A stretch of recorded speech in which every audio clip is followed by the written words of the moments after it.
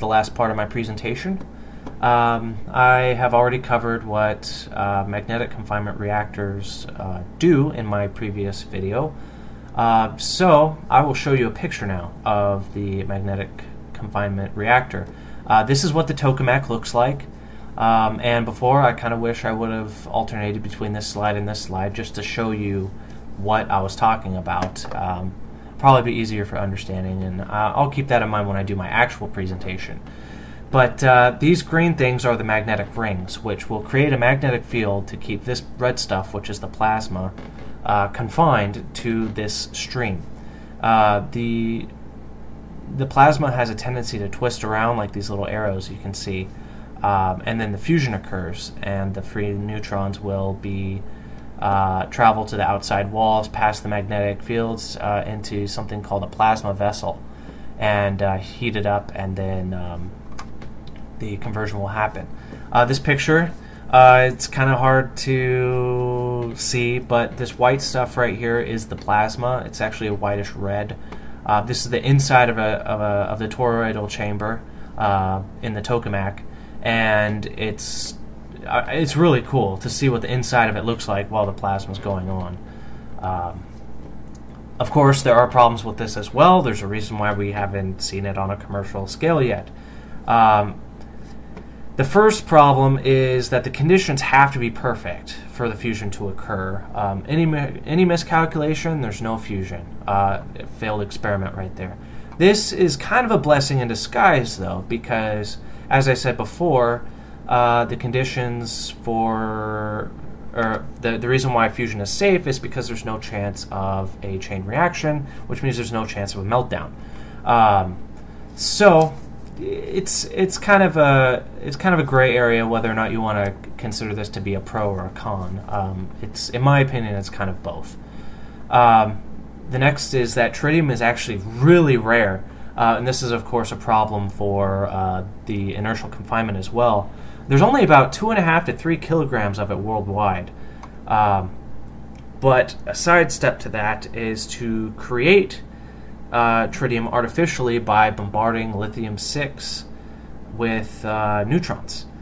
And the byproduct of that is, of course, helium again. So, since lithium is super abundant, you go outside and you pick up a handful of gravel, you have a handful of lithium right there. Since lithium is so abundant,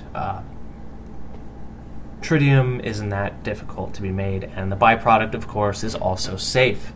There's also, not mentioned in my presentation here, but there's another way that you can take helium-3, which has 2 protons and 1 neutron, and the fusion of helium-3 and deuterium will have roughly the same effect as deuterium and tritium. But helium-3 is kind of hard to find on Earth as well, but there's a ton of it that is easily mineable on the moon. It's a little far-fetched to recommend that we go mining, helium-3 from the moon, but it is a reason to go back to the moon if we decide that we want to do that instead of going the lithium way. One problem which I think is super lame with the magnetic confinement reactors is that the first commercial magnetic confinement reactor isn't estimated to go online until 2035. I mean, I'm going to be 48 when that thing comes out, so I mean, my apologies to people who are, older than I am listening to this presentation, but I mean, I want to see it now, dang it, I mean, I don't want to see it 20-something years from now.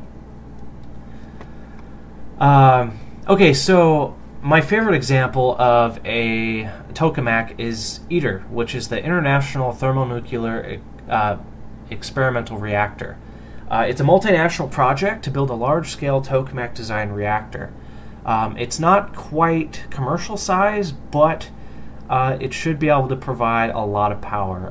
And as you can see, it's designed to output 500 megawatts and only requires 50 megawatts to operate. So that's a plus of 450 megawatts, which we can use for whatever, powering our stuff.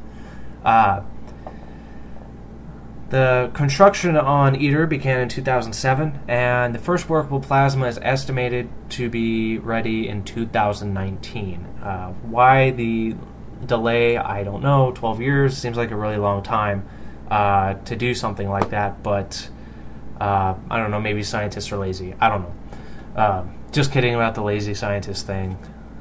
It's a joke, guys, it's a joke. Come on. So in conclusion, I have demonstrated to you guys basic fusion with deuterium and tritium. And I have illustrated how inertial confinement and magnetic confinement fusion reactors work. Again, I'm pretty bummed that we won't see this kind of stuff until 2019 to 2035. But I mean, it's better to see it in the future than not at all, I guess, right? Here's my sources. Don't ponder them over too much. Most of it's YouTube videos and wikis. And of course, this is YouTube, so we won't be doing a question session. But if you have any questions, feel free to ask them in the comments, and I will do my very best to answer you in a timely manner. Anyway, thank you for listening and watching my video. Input is, of course, appreciated and welcome.